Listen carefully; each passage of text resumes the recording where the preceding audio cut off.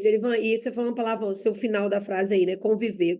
Com esse conjunto de ideias que a gente tem, com ideia, quando a gente fala em ideias, né, e Sim. valores, nem sempre o que eu acho que é valor para mim pode ser mesmo valor para você. Você foi muito feliz em falar isso. Então, essa já começa por aí, né? O que que para mim tem valor e para você tem valor? Já pode começar a diferença por aí. Mas você falou uma coisa importante que é até onde vai, né? Então, até onde esse limite ele é permissível para ele ser ultrapassado, né? E se ele for ultrapassado, eu acho que de que forma ele pode ser ultrapassado?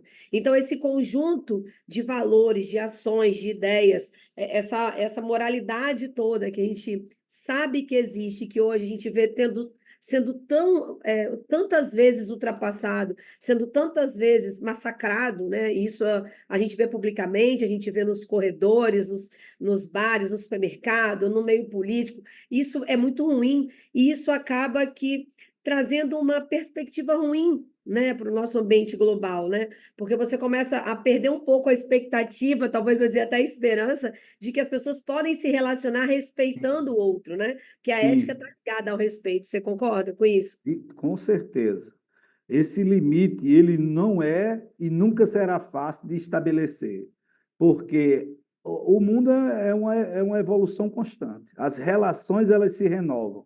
Os mecanismos de relacionamento se renovam. E isso provoca a necessidade de adaptação. Ó, você falou rede social, você falou política logo do início aí dessa conversa, e veja, o que não era ético ou o que é ético do ponto de vista social no mundo virtual, por exemplo. Então, qual é o limite de exposição que eu tenho ou que seria, na minha concepção de direito, abordar questões de natureza pessoal ou profissional no mundo virtual? Nós não temos uma linha ou um divisor, nem no passado, nem no presente, provavelmente não teremos no futuro, que me diga que linha seria essa.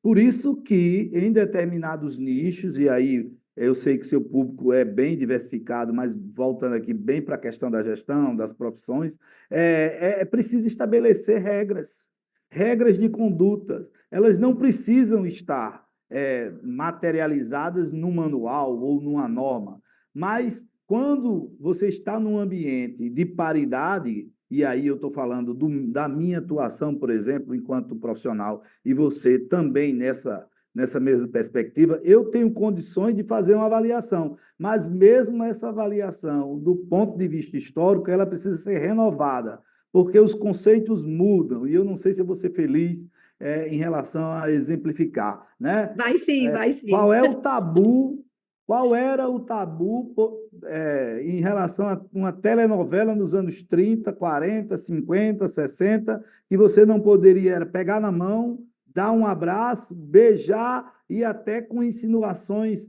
de cenas sexuais hoje. Se você pegar, vai ter uma escala crescente de horários que a gente chega hoje durante o dia, num nível cultural de perceber que aquela é uma abordagem já massificada socialmente, e eu estou usando isso porque é conhecimento geral. Tá? Então você percebe que o limite a que você se referiu, e é o que eu estava tentando colocar aqui, ele pode colocar um tijolinho a mais, tá? E aí a sociedade vai amadurecendo, e o amadurecimento, Evoluindo. o amadurecimento talvez faça elastecer essa aceitação, digamos assim, do ponto de vista ético e moral. Claro, eu estou falando da nossa realidade. Em outros contextos, isso pode estar estabelecido ali e não evoluir de jeito nenhum. Até porque, além do contexto geral, você tem a sua própria percepção pessoal do que é ou não um limite ético, né? Do ponto de vista aberto. Se tiver escrito, isso é muito mais fácil da gente fazer referência.